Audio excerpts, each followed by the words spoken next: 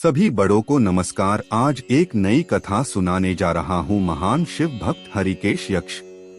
जो साथी मेरे चैनल पर पहली बार आए हैं, कृपा करके मेरे वीडियो को लाइक और शेयर करें। आप सभी से विनती है कि आप ये कहानी अपने बच्चों को जरूर सुनवाएं ताकि वे अपने जीवन में विकास करें।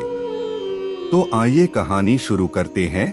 प्राचीन काल में रत्नभद्र नाम से प्रसिद्ध एक धर्मात्मा यक्ष गंधमादन पर्वत पर रहता था। उनके पूर्णभद्र नामक एक पुत्र उत्पन्न हुआ।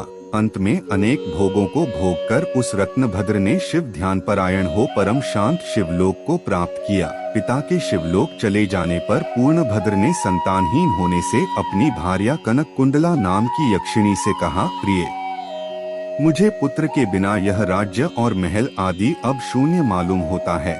कनक कुंडला बोली, प्राणनाथ, अब ज्ञानवान होकर पुत्र के लिए क्यों खेद करते हैं? यदि यही इच्छा है तो पुत्र मिलने का उपाय कीजिए। इस जगत में उद्यमी लोगों को क्या दुर्लभ है।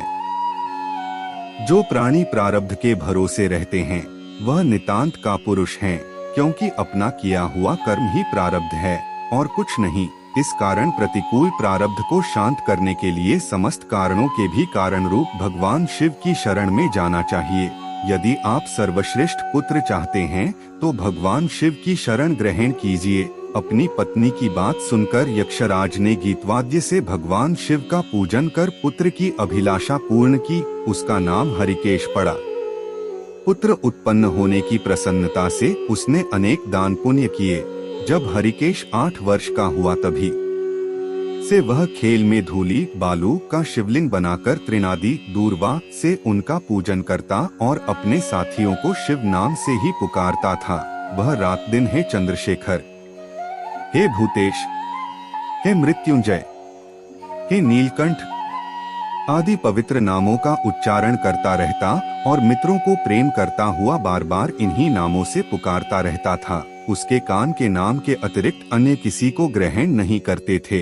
वह शिव मंदिर को छोड़कर किसी अन्य जगह नहीं जाता। उसके नेत्र शिव के अतिरिक्त और कुछ देखने की इच्छा नहीं रखते थे। वह स्वप्न में भी भगवान शिव को ही देखा करता था। उम्मीद है आपको कहानी पसंद आ रही होगी। कृपा करके मेरी वीडियो को लाइक शेयर कर दे और मेरे चैनल को सब्सक्राइब कर दे। अब आगे की शेष कहानी सुनिए। हरिकेश की यह दशा देखकर उसके पिता ने उसे गृह कार्य में लगाने की अनेक चेष्टाएं की, किंतु उस पर कुछ भी असर नहीं हुआ। अंत में हरिकेश घर से निकल गया। कुछ दूर जाकर उसे भ्रम हो गया और वह मन ही मन कहने लगा, हे शंकर, कहाँ जाऊं, कहाँ रहने से मेरा कल्याण होगा। यह सोचकर उसने अपने मन में विचार किया कि जिसकी कहीं ठिकाना नहीं है उसका काशीपुरी ही आधार है। इस प्रकार निश्चय कर वह काशीपुरी को गया। जिस अविमुक्त क्षेत्र में पंचभौतिक देह त्याग कर प्राणों का शिव की प्रसन्नता से फिर देह से संबंध नहीं रहता, उस आनंदवन में जाकर तप करने लगा। कुछ समय बाद भगवान शिव ने पार्वती को अपना विहार वन दिखाया। वह अनेक सुगंधयुक्त पल्लवों से शोभित था। शिव बोले, हे देवी, जैसे तुम मुझको बहुत प्रिय हो वैसे ही यह आनंद वन भी मुझे परम प्रिय है।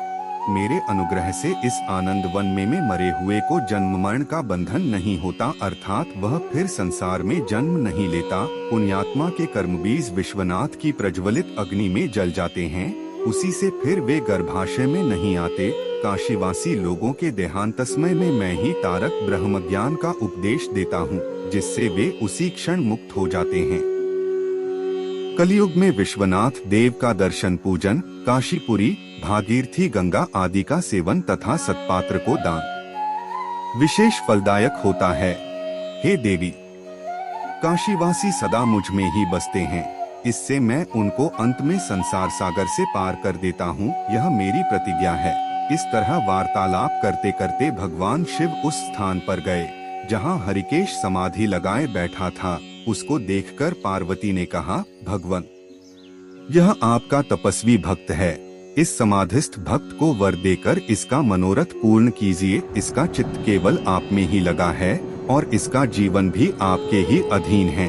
पार्वती की बात सुनकर भगवान शिव उसके पास गए और उन्होंने समाधि में स्थित उस हरिकेश को हाथ से स्पर्श किया। दया सिंधु का स्पर्श पाकर उस यक्ष ने आंखें खोलकर अपने सम्मुख प्रत्यक्ष अपने अभीष्ट को देखा। गदगद स्वर में यक्ष ने कहा कि हे शंभो, हे पार्वती प्ते, हे शंकर, आपकी जय हो। आपके करकमलों का स्पर्श पाकर मेरा यह शरीर अमृत रूप हो गया। इस प्रकार प्रिय वचन सुनकर भगवान शिव बोले, हे यक्ष, तुम इसी क्षण मेरे वर से मेरे क्षेत्र के दंडनायक हो जाओ। आज से तुम दुष्टों के दंडदायक और पुण्यवानों के सहायक बनो और दंडपाणी नाम से विख्यात होकर सब उद्भट गणों का नियंत्रण करो। मनुष्यों में सत्य अर्थ नाम वाले संभ्रम और उद्भ्रम ये दोनों गण सदा तुम्हारे साथ रहेंगे। तुम काशीवासी जनों के अन्नदाता, प्राणदाता, ज्ञानदाता हो और मेरे मुख से निकले तारक मंत्र के उपदेश से मोक्षदाता होकर नियमित रूप से काशी में निवास करो।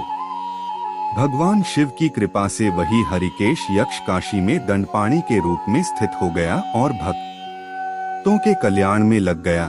पूरी कहानी ध्यान से सुनने के लिए धन्यवाद। अंत में यही कहूँगा, ईश्वर आप सभी को सुखी रखे और अपना ख्याल रखे। उम्मीद है कि आपको यह कहानी पसंद आई होगी। आपका कोई भी सुझाव है तो मुझे कमेंट में कह सकते हैं। कृपा करके आप मेरे चैनल को सब्सक्राइब करें और मेरी वीडियो को लाइक करें ताकि मुझे धार्मिक वीडियो बनाने का हौसला मिलता रहे और आप सबका प्यार भी मिलता रहे। कृपा मेरे चैनल को सब्सक्राइब करें। अब मैं मिलता हूँ आपको अगली वीडियो में।